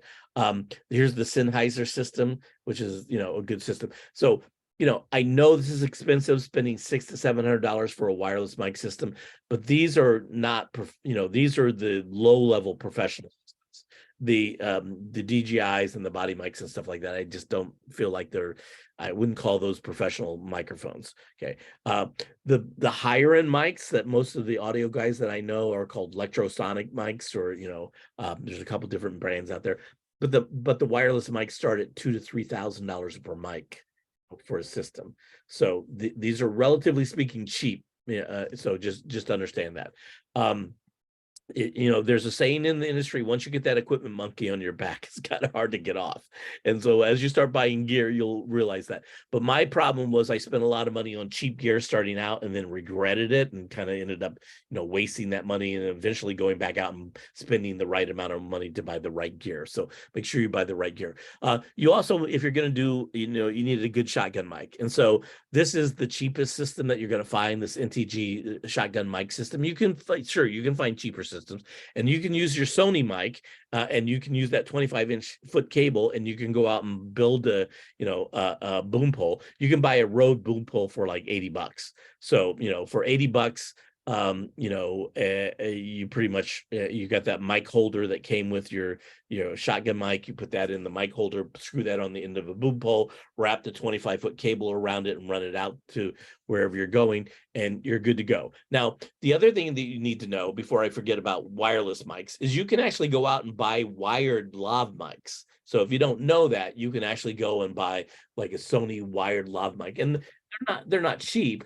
But if you type in Sony wired lav mic and look at them, here we go, $161 for MC44, EMC44, ACM44, and these are pretty good. So you can plug this into your 25-foot cable, wire the person up, and put this in their pocket and let them walk around with it. So there are other options if you're doing microphones. You want to put a lav mic on somebody. And so let me just talk about why you would do a lav and why you do a shotgun. Anytime I'm doing interviews, I have a lav on the person and a shotgun mic pointing at them as well, because the lav picks up the bass resonance of your chest, which you naturally used to hearing.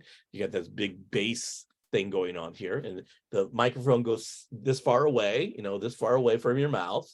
That's where it goes. And then your shotgun mic goes again this far away, right out of the frame, pointing at your heart. You point it at your heart because the audio comes out this way. If you point it at the mouth and somebody turns, then you're going to lose their audio with the shotgun mic. So if you point it at their heart, you got a bigger cone that you're going to be picking up audio on. So that's kind of my big deal. You can, for $160, you can get a hardwired lav mic, and it's going to sound just as good, if not better. You're not going to run into any kind of interference. The other thing about lav mics that you got to pay attention to is that you're not making sure that you're stepping on other people's frequencies. So the lav mic space is very crammed. If you're around an airport or you're around a military base, good luck, because the frequency range. So people do what's called a frequency scan. They bring in a company that does a scan, and they tell you what the frequencies are, so that you know what's a clean frequency. Most of the new mics, like the Sennheisers, will automatically cycle through until they find a clean frequency for you. The high-end microphones, I have a 416, I have an 816, and I have a 600, and I have a Neumann, and I own a bunch of shotgun mics because microphones are really important, and each of them have their own purpose and use. But the one that I use more than anything is this 416. It's literally 20 years old. It's been around for 20 years. They last forever. It's still considered to be an industry standard. And so it's $2,000 for a boom pole system, but if you use it all the time, it's not that bad. Let's see, 32-bit audio recording. Yeah. So great. I also have the MK416. Jordan, you got all the gear, man. You're buying the right gear, so that's good to see. So you're probably using the Zooms and stuff because you're doing 32-bit audio recording instead of 16-bit on those. Is anything else? Okay, so real fast, we're about an hour and a half into this. I don't want to go too long on this, but I just want to go through some shoulder rigs. So if you're doing any kind of run and gun stuff, again, it can go from really expensive to really cheap. In the early days of reality shows back in the Real World and Ozzy Osbourne days and stuff like that, there were no rigs. Nobody had rigs. So we were making our own rigs. And, we found this Israeli guy who built this rod system that was really good. It went into a belt around your waist, and then you had the rod system on your camera and the suspension rod plugged into that. So you could handhold the camera all day, and the camera would kind of bob up and down on that. So that was the early days of rigs for us. Now there's everybody and their brother makes a rig, and you can buy them from, you know, like a Film City makes them for like $150 with a matte box and a follow focus and a rig.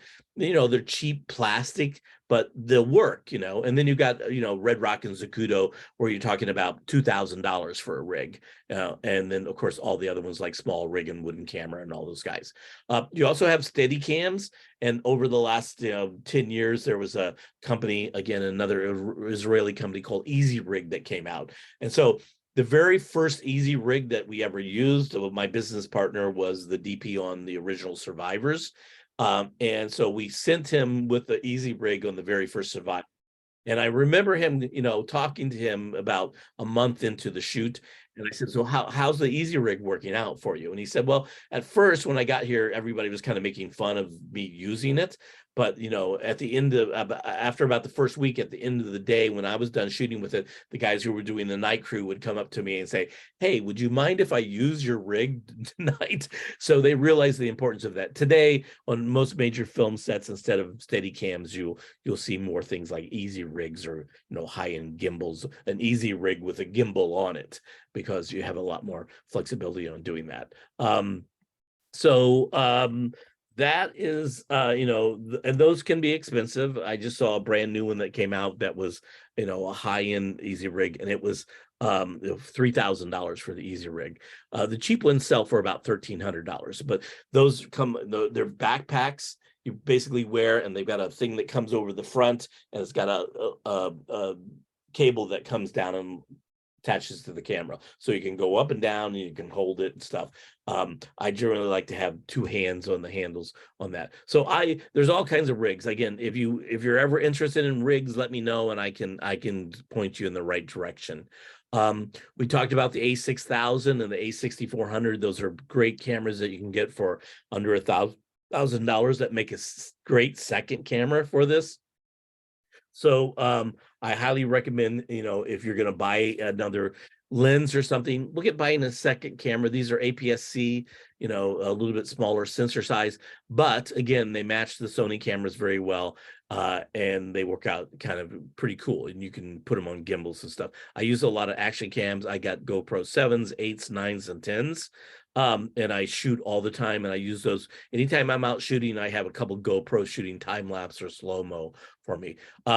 Let's talk about graticules. Okay, so graticules and electronic viewfinders. There's a couple of things that, you know, the problem with your cameras is got a 3.5-inch viewfinder on it. It's a great viewfinder. It's $1,000, you know, LED viewfinder, really high end, but it's 3.5 inches, so it's very hard to see. This was the first camera from Sony that they really stopped putting an electronic viewfinder on. And so there are other viewfinders out there, but they're, you know, a couple $1,000, the Chameleon and the Graticule by, you know, Zacuto. And then this is a Z finder. This is actually a graticule that goes over the front of your LED. This is what it looks like. Okay, and then it mounts to the camera, and the LED mounts on the back, and then you can adjust the eyepiece here to your eyesight. And so it's $600. This is what it looks like attached to the camera. It's $600. So the problem with this is if you just put it on your camera like this, it's too heavy and it will sag down. So you have to have this adapter, and this adapter is $300. So really it's $600 and $300. So it's like $1,000 to get this. And that's opposed to, you know, $1,000 for that, or, you know, $2,000 for the Chameleon. They're discontinuing the Graticule, by the way. So I have an even older version of the Zacuto ones. There is another option to this, which is called the Portkeys Leaky 2. And so this is a little 2.4-inch little viewfinder, and this is much cheaper. It's like $400, I think. That you can get, and you can hook up to your viewfinder. This is a little video that I'll include in here that you can see that walks you through how to build this.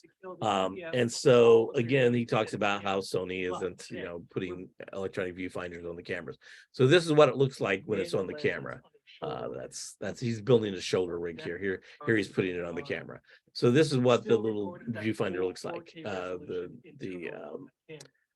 port keys. And again, he talks about the BNC versus HDMI, and this is BNC, so it's really better. Now you got to power this with a battery, and you got to feed video to it. So it takes the SDI out of the back of the camera and feeds into here, and then you got to either put a battery on this or put a DTAP to a LEMO into this to power it. So, but again, it's $400.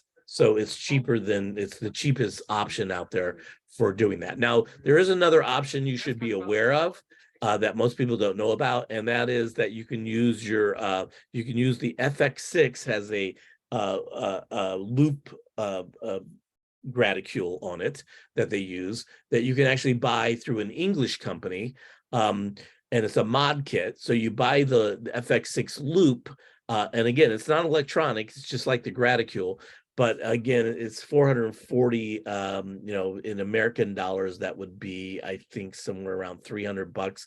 But then you got to buy the handle for it too as well. So you're talking about $500 for this. So it's about the same price as the Kudo. And again, but they're, you know, you can buy, sometimes you can go online and you can buy these FX9 viewfinders for you know, a couple $100, so you can find them much cheaper as people are selling them. So that's the other option for you know, for your viewfinders if you want to get a better viewfinder on that. I own the Zacuto Z Finder, and I have an older version of the Graticule, and I have an FX9 viewfinder, but I don't have the modified kit of that. Down the road going to buy this 2.4-inch one. It's kind of small, but you know, for $400 that's pretty cheap.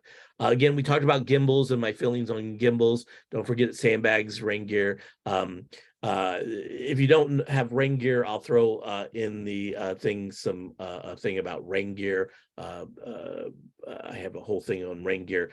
You know, there's only 3 different rain gears really out there for the FX6. And that would be this Porta Brace FX6 bag, which is $210, and then the Cam Raid wetsuit, which is $210. There's one by Vortex Media. That's Doug Jensen's company. Doug is the guy we had a couple months ago on DCBUZZ, who had the FX6 Masterclass on Vimeo. He's discontinuing those. You can buy those for $40, and then of course I use things called Capit bags that I get from Film Tools in LA. If you don't know about Film Tools, you should check them out. They're pretty good. Here's the article on there that I'll send out to you guys on rain gear, and it goes through all the options that you have. Here's the Cam Raid system storm gear, $210. Here's the Porta Brace rain slicker. Here's the Vortex storm slicker, that's $40. There, it comes in camo, by the way. Here's the cheap knockoff of that called the Movo that you can get on Amazon for $20.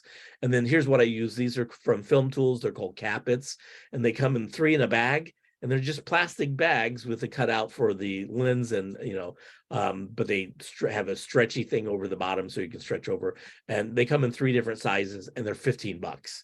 So you get 3 of them for $15. They don't last forever. They also make a bigger version called Baggets that you can put over like entire lights. I use them for my mag liner. I have one that fits over my mag liner. I've actually put them over entire crews during downpours before, because I shoot it, you know, I'm usually out shooting. If it's bad weather, I'm out shooting in it, because as Ansel Adams said, bad weather makes for great shooting. So that's it. I'll send this out to you guys as well. And then 4K recorders, really Atmos, you know, there's the Infinity Design, the Odyssey 7, that's more expensive than you want to pay money for. The Atmos, you know, the Ninja 5 and the Ninja 5 Pro and the Shogun are really the only recorders that I recommend. And you would want to get those if you're recording higher end, you know, raw ProRes. That's really the only reason you want it. But for me, if you're going to spend more than $500 on a monitor, you might as well go ahead and buy the Ninja 5, you know, which is a 4K recorder as well. There's a bunch of resources on here I'm going to send out to you about shooting raw setup, the master classes with Alice Chapman and Doug Jensen here. There's a bunch of stuff in here about the updates, 2.0 firmware updates. And what we haven't talked about is, you know, some of the more color correction stuff. And so I just want to there's some articles in here about the difference between color correcting and color grading that you need to know. But there's also a bunch of stuff in here about some of the new stuff that's coming out with AI and how AI is really going to change color correcting for the better down the road. I use something called Cinema Grade alongside DaVinci Resolve and Premiere Pro. This is an AI-based point and click color correction system. I've never seen anything like this. You set the parameters of what you want the color correction, the color grading to look like, and it puts it in there. There's some other ones out there that are pretty cool that if you haven't looked at recently, you should take a look at, including Adobe Firefly, which is in beta now. If you haven't gone into Creative Cloud and looked at beta apps, go into your Creative Cloud and type in beta apps, and you'll see Adobe Firefly is now active, and you can set it up for Photoshop, Illustrator, Premiere Pro, Rush, After Effects, and InDesign, and a bunch more on that. Here's a couple other things you should take a look at in terms of color correction. Color Match IQ. This is if you find something that you like, and this is, again, if you don't know about Shot Deck, you should know about Shot Deck. Shot Deck is the first searchable high resolution image database of movies. And it was developed by the DP who did the Joker. Larry, I always forget Larry's last name. But let me sign in here. Browse titles, help your account. I think I'm in already. And so you can search, and every Tuesday do a drop. And so, let's see how many films they have up here right now. Almost 600,000 shots, over 3,000 films they have in here. So if you want to go in here, let me browse the titles. I can go in and look at titles, and here's all the film titles that they have. I can browse shots, and here's all the searchable things. So if I want to look at any type of age, or if I want to look at the lens size, if I want to look at ultra wide or wide. So let's look at like wide shots. This is going to show me all the wide shots on this. And so once I click on a shot, here's the cool thing about it. It's a high-res 4K image. And you can build decks. You can go up here and build your own decks that are kind of like lookbooks on this. But let's say I'm just going to go down through here some of these. And so once you click on that, it gives you the color palette. So the thing I wanted to show you here is once you figure out what that color palette is, and then you go back into software like Color Match IO, you can go in and you can sample that color palette and then take it in and make your color correction based on that color palette. So if you're like a big Wes Anderson fan and you like those kind of burnt oranges and stuff, you can go into Shot Deck, find the Wes Anderson color palette, and then match that in Color Match IO. And these are cheap. This is like $49, I think.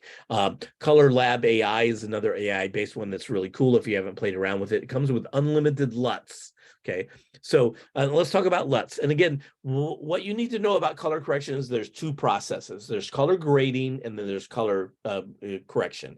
Color correction is what you do first. You go through your entire project once it's edited, and you balance out the levels and make sure your exposure is correct and your white balance is good, kind of matching. That's it. So you do most of the basic, your blacks and your highlights and your overall exposure, and then your white balance. You make sure that all is kind of matching. Then once you have that set, then you go in and you put a color grade on top of that. And you can do that by adding a LUT to it.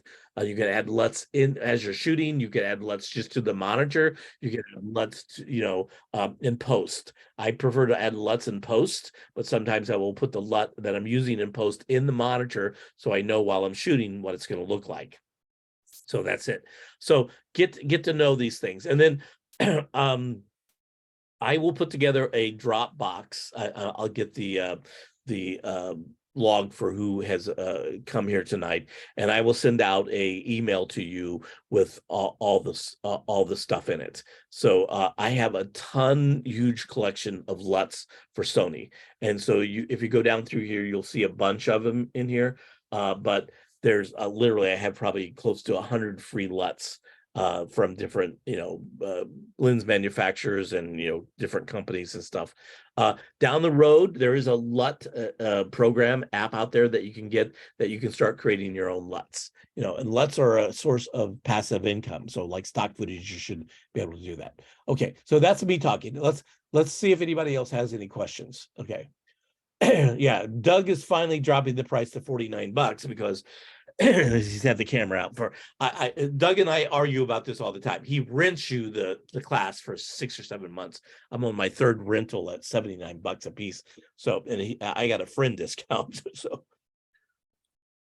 When is he dropping the price to 50? it's supposed to be happening anytime. So I'll see if I can reach out to him and find out and see if he is, and they're going to do it soon if I can get a discount for you guys. I would highly recommend his workshop. It's the best out there. I don't always agree with everything he says. Him and I disagree on white balance all the time and stuff. But you know, I've listened to that workshop probably 24 times. I was driving a lot on productions, and when I'm on a car, I have it playing on my cell phone over the radio. So I'm just listening to it. So, you know, when I first got the camera, I probably watched the entire masterclass a couple times, as well as Alistair Chapman's masterclass a couple times. Alistair's 2.5 hours. It's free. This one's like, you know, 40 hours of stuff. It's a long one. So I highly recommend that.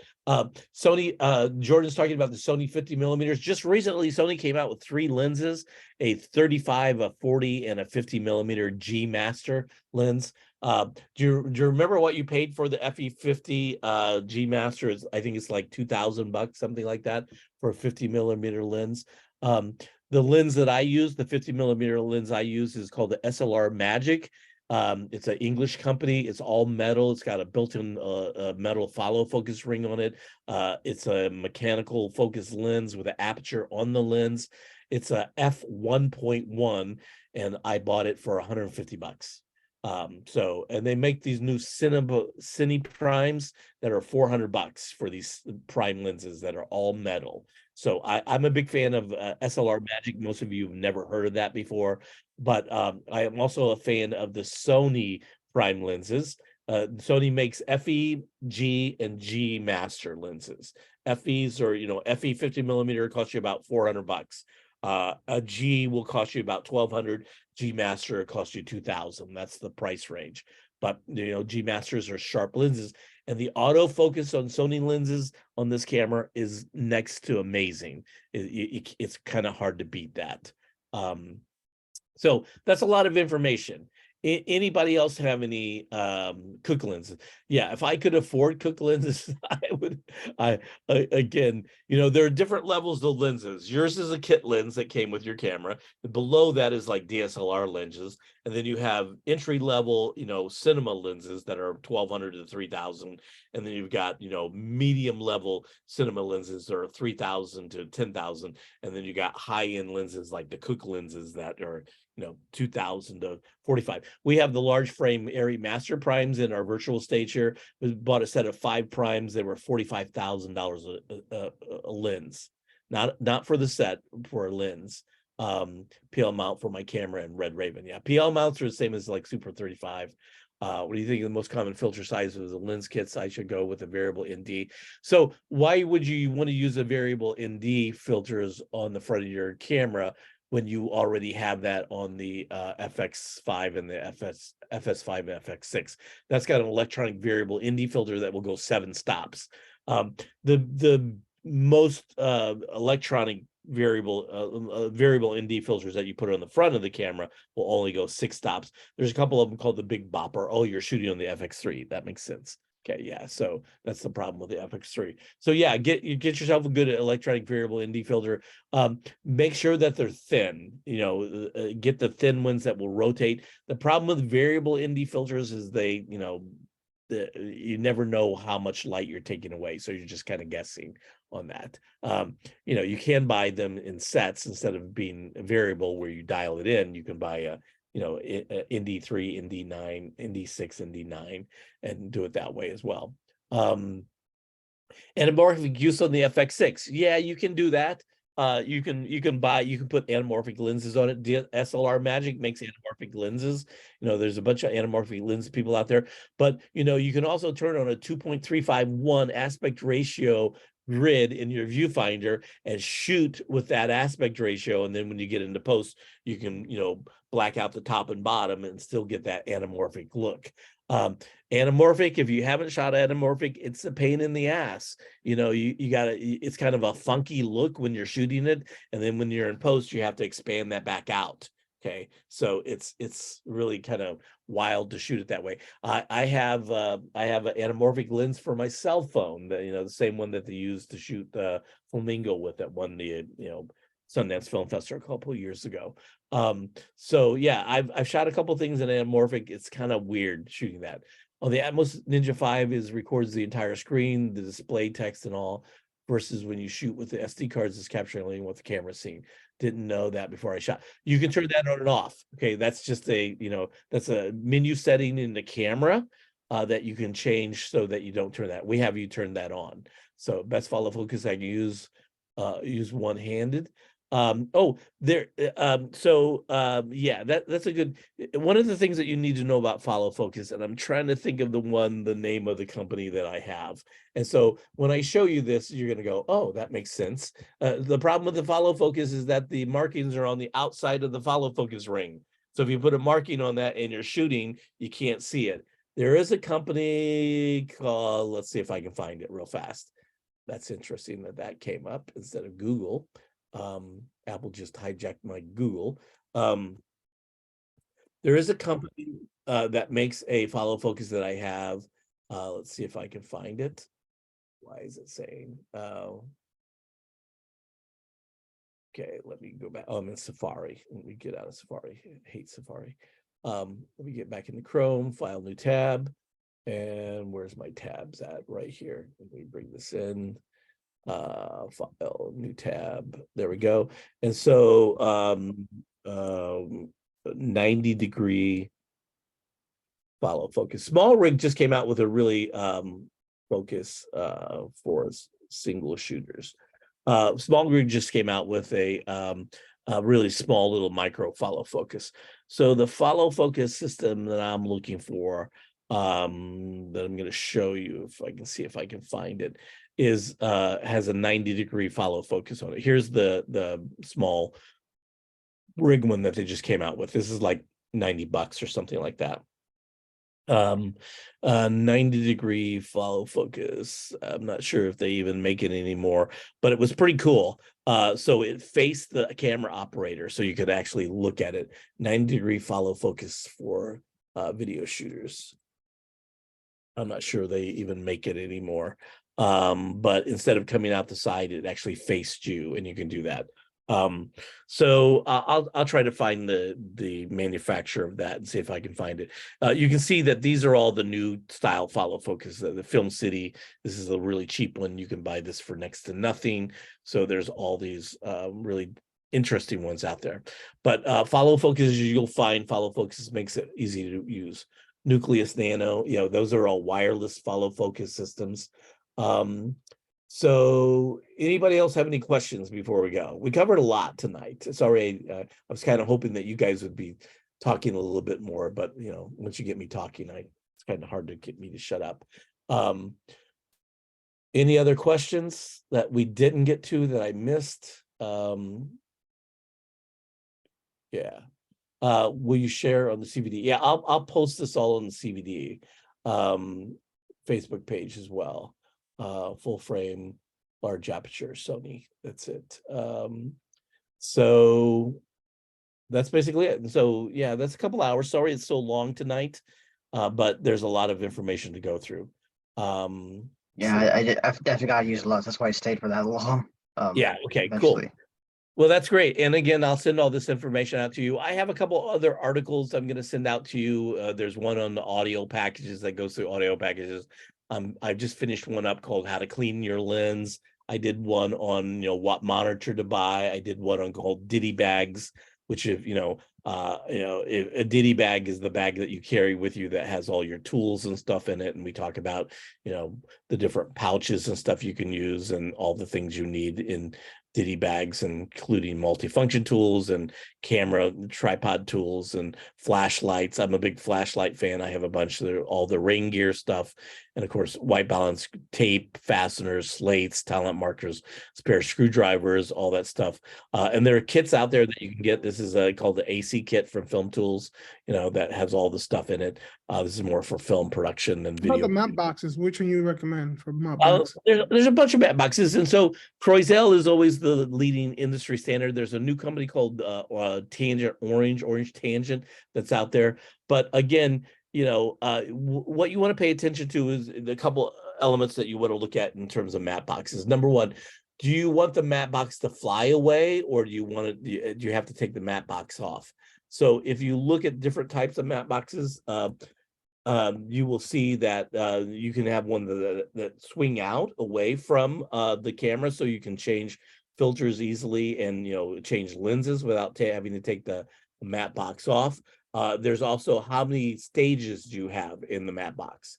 Do you have one stage and does it rotate? Do you have two stages, or do you have three stages? So that's a big difference in matte boxes. You could there are matte boxes that like screw on the front of the lens. There are matte boxes that go on rod systems. Here's this is a blue. What's the name of this company? Blue. I have this matte box, and so this whole thing flies away. This opens up and turns out. You want to know whether it has side wings on it and an eyebrow on top. Those are one of the things. And then again, you can see, everybody and their brother now is got matte boxes out. So Tilta, small rig, everybody has their own version of, and they're cheap and they're small for what you're doing. You don't need a big matte box, and you probably only need one with a single layer in it. A single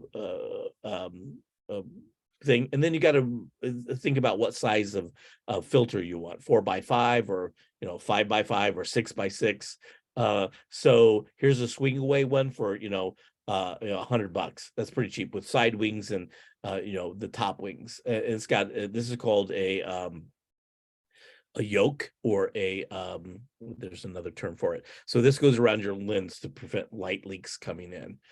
So yeah, just you can see the shape one. This is $800 for a matte box. The Croisel one I think I spent $2,000 on it. So you can see back in the day everything was $2,000. So there's a lot of them out there. If you look at like there's a Tangent Orange, I think is the name of the company that just came out with this really cool new one.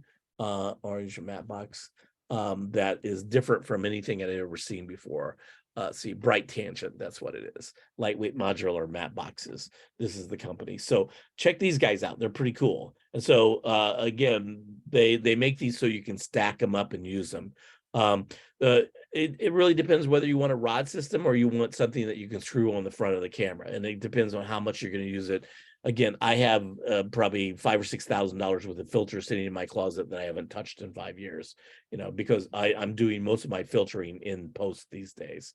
So matte boxes are great if you're trying to shooting in really challenging lighting conditions. You can put that eyebrow on there and take away your light. Great. It depends on, if you're going to shoot a music video, you're going to probably want to look at an easy rig. Okay, so easy rigs are, what everybody is using these days. But again, you got to plan out, your shots. Anytime here's what an easy rig looks like. It's a backpack and it's got this thing coming over. And you can see they range from the fly cams, which are $400, which is pretty cheap, to the easy rig minis, which are, $1,200, $1,300. And then they make all kinds of accessories that you can put on them as well. So once you start adding the accessories, here's some of the other variants of this. This is a dual one. This is one that has a dual, handle on it. And you can see they're all, in between $500 and $1,200. Here's your fly cam, steady cam vest. You want a dual articulating arm anytime you're using a steady cam. If you got a single arm, it doesn't really do anything for you. Steady cams are a little bit harder to learn how to use. Fly cams are much easier to learn how to use. Again, once you start adding things like these 2-axis stabilizing spring that's $400 on there, it gets pretty expensive. So it really depends on what you're going to shoot.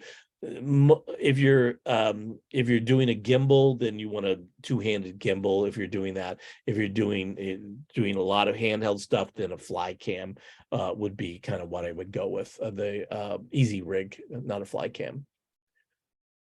That's it. Okay, or the Nano, cool. Great. Again, if you have any questions about equipment at all, don't ever hesitate to reach out to me. I'm a junkie. I get 400 emails a day that are mostly equipment things saying, here's the latest gear. And so I'm always, following up on that. Anytime a new piece of gear comes out, I'm usually talking to them saying, hey, can you send it to me to check out? Or if I like it, I end up buying it. So anyway, I'll put all this up on the CVD Facebook page. I'll get the list of everybody and send out all the articles to you. If you have any questions, don't hesitate to reach out to me. But thanks for coming out tonight. I really appreciate it. Kind of a last minute thing, but I'm glad we did this so that we can go through a lot of different questions about all the gear. Yeah, thanks for having us. No problem. Yeah, the All muster sheet, I can send you the muster sheet, the overall article that I did here that has all this on. So if you stay for just a minute, I'll put that in. Next level gear. All right. Just type that in here. Let's see here. There we go. I'm just looking at where I can put a let me go everybody. Okay, cancel everybody, everyone in meeting, and then go here and everyone and format, screenshot, file. Here we go, file. And then CVD articles. I'm anal about having everything labeled and laid out. So this is next level gear, next gear, and this would be next level gear 2023. So I just put this in. Let's see if it goes. It's 66.51 megabytes. So yeah, it's being uploaded now. So if you want to download that, yeah, 3K for a Steadicam arm. That's an original Steadicam arm. I did the original Steadicam camp in Philadelphia with the guy who invented Brown. Oh God, what's his first name? Big, tall, lanky guy who invented the Steadicam. He used to do the Steadicam workshops at his house in Philadelphia. So I was a Steadicam operator for a number of years, and as a result of that, I have some crushed vertebrae in my back. So it will take its toll on you. I don't know any Steadicam operators that are not like crippled in their old age. So yeah, you have to be careful about that stuff. I shot a number of years with handheld stuff using the steady rigs or the suspension rod systems that we made up. So if you're ever wanting to see something like that, they're about $300 to get into that. They're easy to use. You can set them up with any shoulder mounted rig. And if you're going to do any kind of handheld stuff, that's what it is. Now you also need, there's all kinds of, follow focuses and remote zooms that you can have in your hands too, that we didn't talk about, like the tornadoes and the remote zooms on these. So there are things like that. If you have any questions about, don't hesitate to reach out to me. So make sure you download this. I'll put this article also up in the CVD and send it out to everybody. But thanks for coming out and joining us tonight. Again, don't ever hesitate to reach out to me if you need anything. All right, thank you so much. Great. Thanks a lot, guys. Okay, bye. Thank you. Bye.